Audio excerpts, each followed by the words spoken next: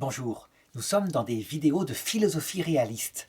Et ça paraît curieux parce que j'aborde certains problèmes plutôt liés à la médecine. En fait, le but est de montrer à quel point le réalisme en science est demeuré et à quel point, au contraire, en philosophie, il faudrait que ce réalisme revienne.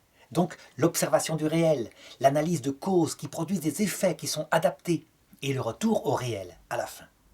Et aujourd'hui, je voudrais aborder la question du BPCO. Le BPCO, c'est une pathologie particulière des poumons.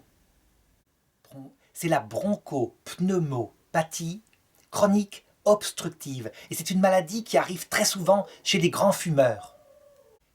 Donc, on devrait se dire, lorsqu'une personne arrive à l'hôpital en état d'urgence, le teint est violacé, sa saturation en CO2 est énorme, la saturation en oxygène a baissé, on devrait se dire immédiatement « Oh, il faut lui donner de l'oxygène !»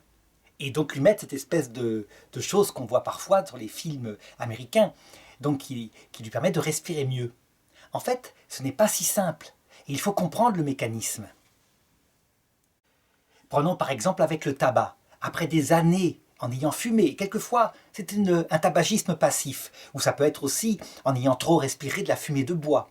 Eh bien, le poumon est comme tapissé, et les échanges gazeux se font moins bien.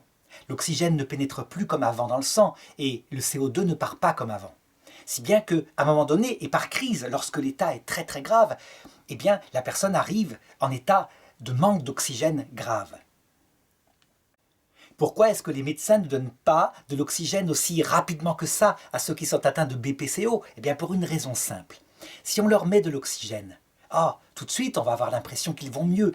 Leur respiration qui était rapide se calme. Et puis ils s'endorment. Donc on a l'effet qu'on voulait. En fait, si on prend leur saturation en oxygène, on s'aperçoit qu'elle baisse encore. Qu'est-ce qui se passe? Ils sont sous oxygène. En fait, voilà la réaction qui se passe dans leur sang. Lorsque ils ont accumulé trop de gaz carbonique dans le sang, le gaz carbonique, on le sait, produit ce qu'on appelle une acidité, une acidose respiratoire du sang. Ça veut dire qu'il se transforme avec de l'eau en acide carbonique qui émet de l'hydrogène, de l'acide H+.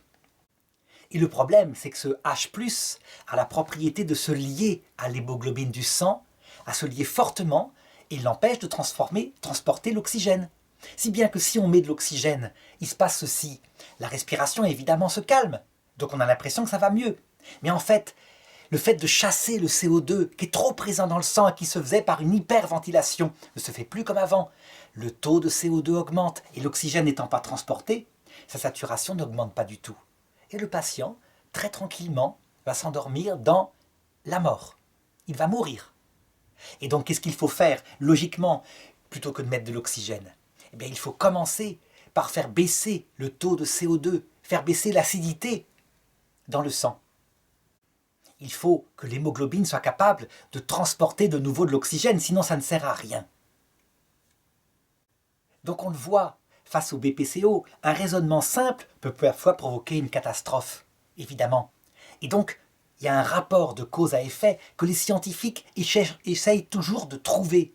Parce qu'on a fait l'expérience et qu'on avait des morts, on s'est rendu compte qu'il fallait chercher plus profondément les mécanismes. C'est ça le réalisme en science.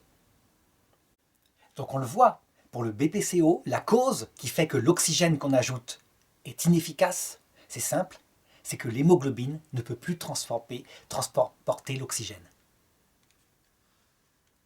Et donc résumons, pour le BPCO, la cause qu'il faut trouver, qui explique qu'en mettant de l'oxygène à ces gens qui manquent d'oxygène, on les tue, c'est tout simplement le fait que leur hémoglobine, leurs globules rouges, n'arrivent plus à transporter l'oxygène parce qu'ils sont atteints par l'acidité du sang, due à la présence de trop de CO2.